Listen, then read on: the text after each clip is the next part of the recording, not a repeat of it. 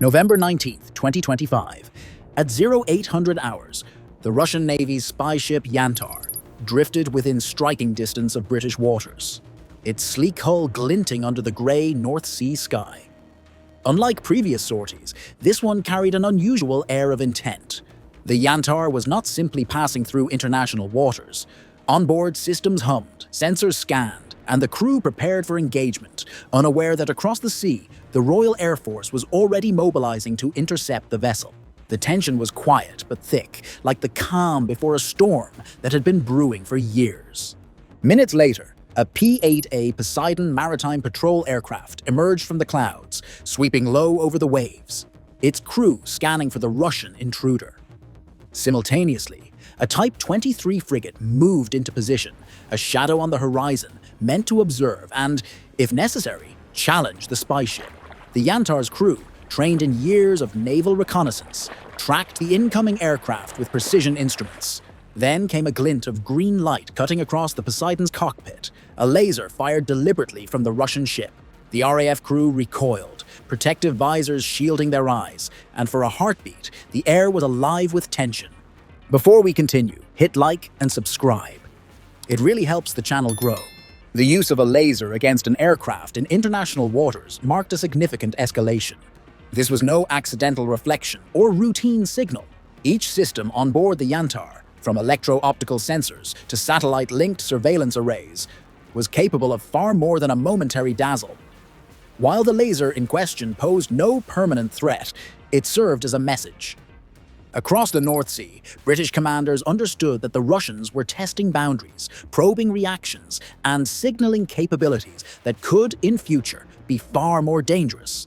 Flight tracking data indicated that the UK may have also scrambled Typhoon fighter jets, supported by Voyager aerial tankers, though confirmation was murky.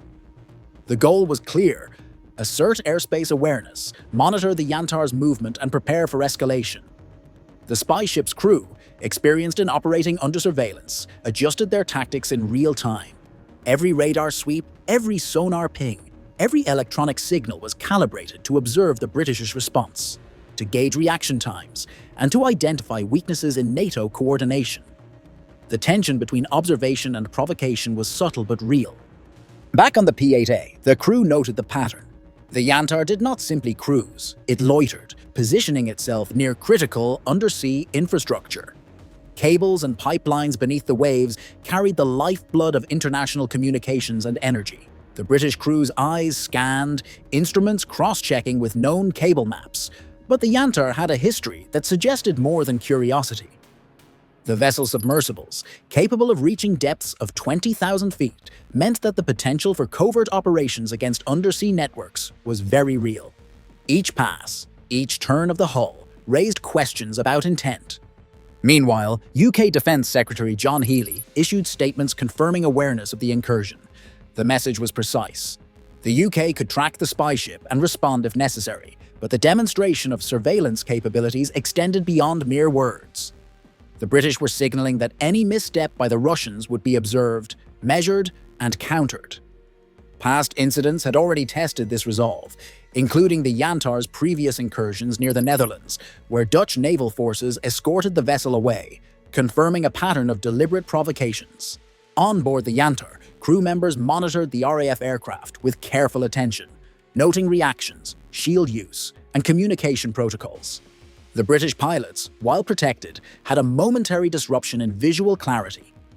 It was enough to test reflexes and response coordination. For the Russians, this minor interference was a way to assert presence, to establish that even minor infractions of perceived territory could be met with calculated countermeasures.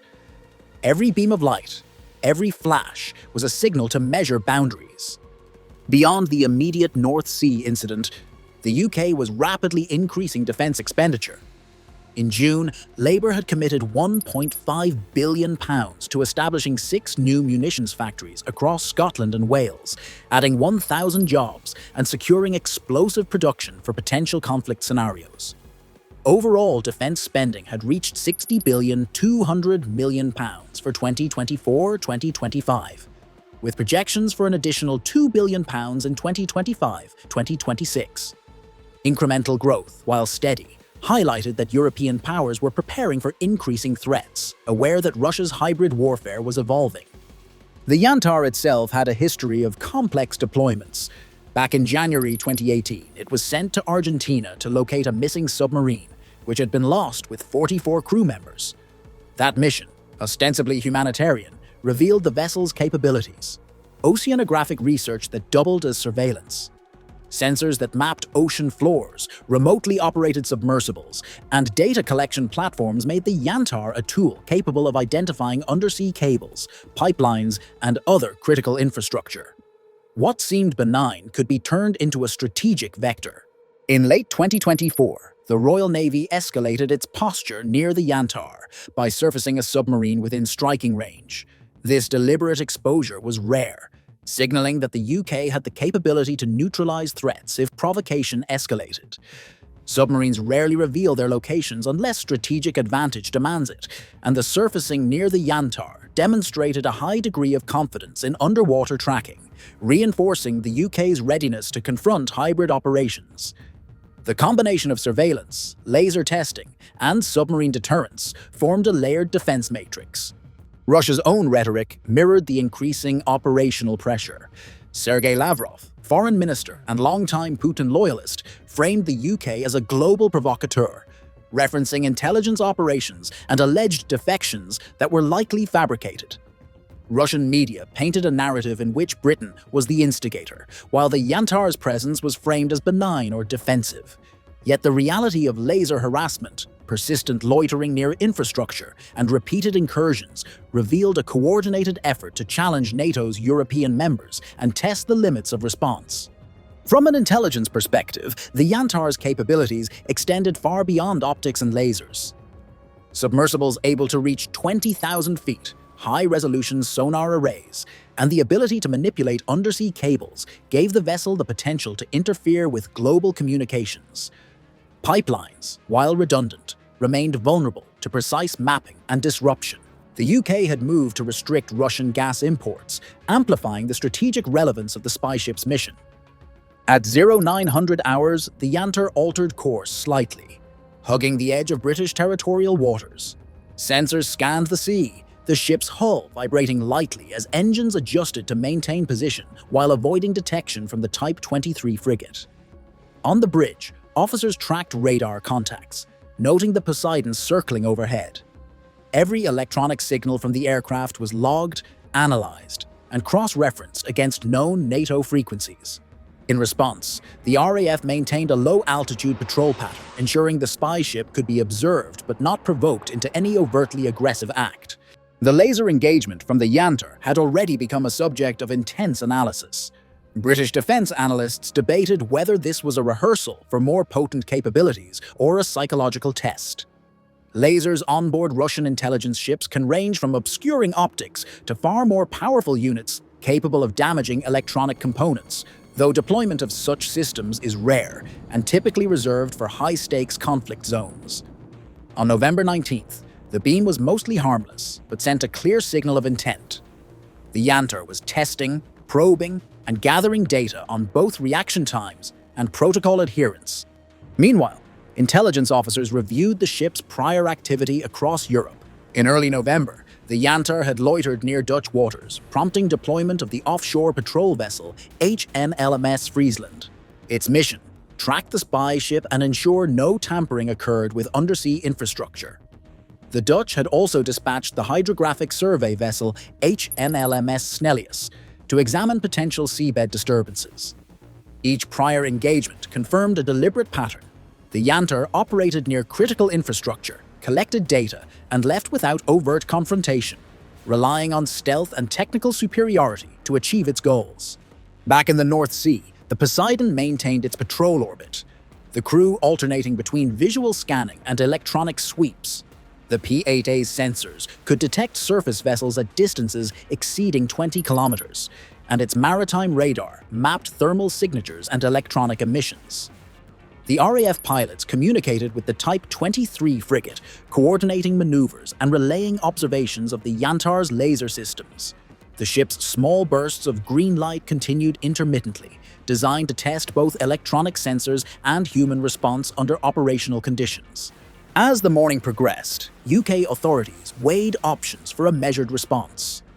Defense Secretary John Healey emphasized that the country's assets were prepared to respond to provocations, but escalation was to be controlled. The Yantar's presence posed both a technical and psychological challenge. Laser harassment, while non-lethal, served as a means of distraction and intimidation.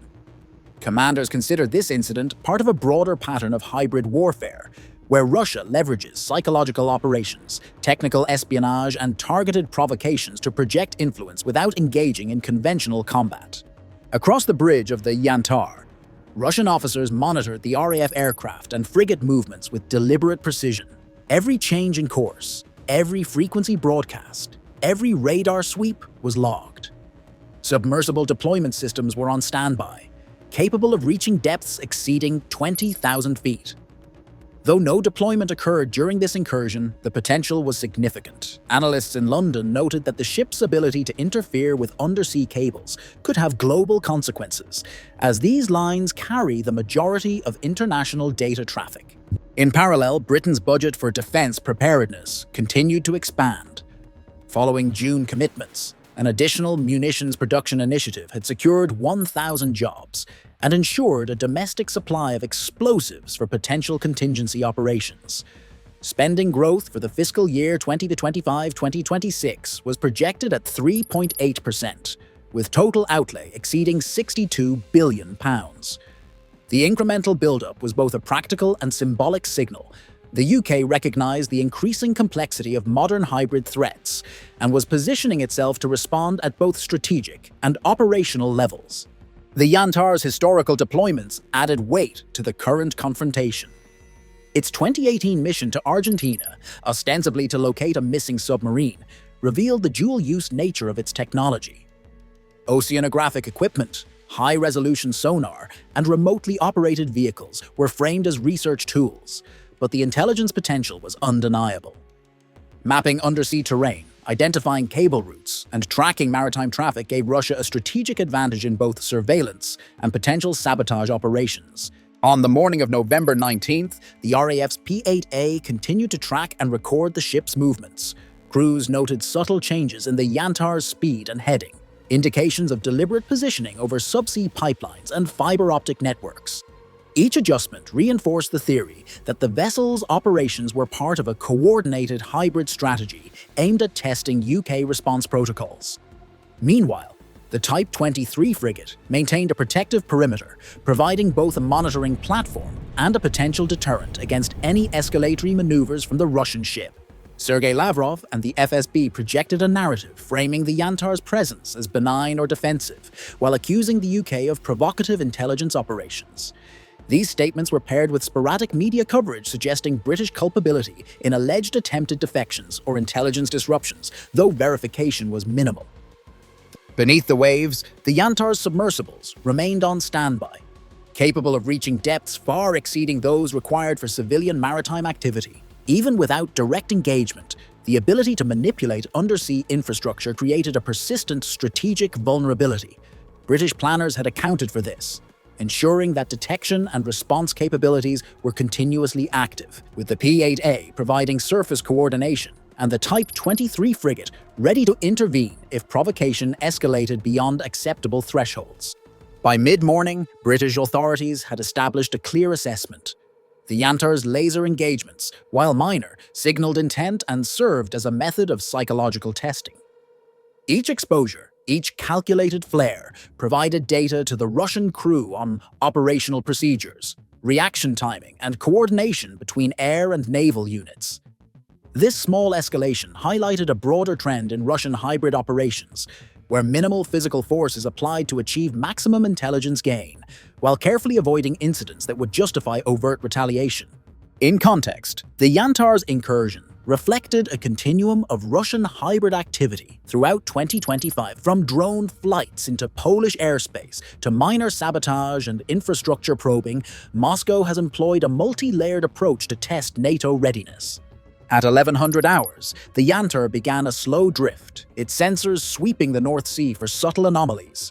The Poseidon above continued its orbit, recording radar returns, laser exposures, and hull emissions. Every maneuver, however small, was analyzed in real time by UK intelligence. The laser that had momentarily dazzled pilots now served as a continuous reminder of the ship's capacity for harassment. On the bridge of the Type 23 frigate, officers coordinated with the P-8A crew, sharing electronic intelligence and visual observations. The Yantar's movement near subsea pipelines remained the primary concern. British intelligence analysts mapped likely cable routes and energy infrastructure, predicting potential areas of interest for the Russian crew. Russia's hybrid strategy extended far beyond immediate waters. Analysts noted that lasers, loitering vessels, and minor provocations fit a pattern of incremental pressure applied across NATO's European members. Each event, small in isolation, created a broader narrative of Russian influence and capability. The Yantar's presence was both literal and symbolic, a floating intelligence hub with latent capacity to interfere with international communication and energy networks. By showing capability without overt attack, Russia projected power while minimizing risk. The UK's response emphasized precision and patience. RAF pilots maintained low-altitude patrols. Meanwhile, intelligence teams in London monitored submersible readiness and potential undersea operations, maintaining situational awareness over both surface and seabed activity. Strategically, the Yantar's movements aligned with Russia's broader hybrid operations throughout Europe. Analysts observed parallels with recent drone incursions into Polish airspace, subtle sabotage attempts, and persistent pressure on undersea infrastructure. Each act was calibrated to remain below the threshold of direct conflict while probing NATO's response capacity. In this context, the November 19th laser incident was neither isolated nor accidental. It was a carefully planned probe within a wider campaign of low-intensity coercion. By midday, P-8A sensors had catalogued multiple laser exposures and tracked shifts in the Yantar's hull orientation relative to subsea infrastructure. The Type 23 frigate maintained protective positioning, its radar continuously scanning both the ship and surrounding waters for anomalies. Intelligence teams mapped every submersible deployment, beam path, and frequency signature. The Yantar, while ostensibly on a research mission, demonstrated capabilities that could, if exercised fully, disrupt global communications and energy networks. Across London, UK leadership coordinated the public message. Defence Secretary Healey emphasised that the UK had eyes on the spy ship and was prepared for further incidents. The statement served both as reassurance and warning. While lasers were minor, the UK recognised the potential threat and maintained vigilance. Previous deployments, including submarine surfacing near the Yantar, confirmed that the UK possessed means to counteract Russian espionage and disruption attempts if necessary. Subsurface capabilities of the Yantar added complexity. Its remotely operated vehicles, capable of depths exceeding 20,000 feet, remained dormant yet capable. Their latent presence served as a persistent threat to undersea cables and pipelines. British planners understood that while the surface operation was the immediate concern, the greater strategic risk lay beneath the waves. Loitering and mapping provided Russia with knowledge that could be used in future hybrid operations without ever firing a shot. By mid-afternoon, the Yantar began to change course slowly, moving northward along the edge of territorial waters. Pilots and frigate crews continued observation, logging each system response and laser activation. Analysts noted patterns in timing and beam focus, cross-referencing with prior European operations. Each incremental move contributed to an evolving understanding of Russian hybrid methodology: low intensity, persistent, data-driven, and psychological in nature. The strategic calculus was clear. Russia applied pressure with minimal visible aggression, testing NATO reactions and gathering intelligence. Looking forward, analysts concluded that the incident was emblematic of Russia's evolving hybrid doctrine. Incremental harassment, psychological testing, and technical observation allowed Moscow to exert influence across NATO nations without triggering conventional conflict. The November 19th Yantar incursion demonstrated that lasers, while minor, could be leveraged as instruments of both intimidation and intelligence collection. By late afternoon, the Yantar's activities had drawn no direct engagement. The RAF returned to base, and the Type 23 frigate adjusted station-keeping protocols. The ship's sensors had catalogued thousands of data points, laser incidents, course adjustments, thermal profiles, and hull signatures. Analysts in London began compiling patterns, ready to inform future strategic decisions. For the Yantar, the mission was a success. Observe, probe, and gather intelligence without risk of retaliation. The Yantar's withdrawal northward marked the end of immediate surface operations, but the broader strategic implications remained. Undersea networks, energy pipelines, and international communications were constantly at risk of low-intensity interference. Lasers and surveillance served not only to observe but to signal capability. Russia's hybrid warfare doctrine relied on maintaining tension, projecting threat, and leveraging intelligence without engaging in open conflict. November 19th was a reminder that modern warfare extended far beyond conventional battlefields.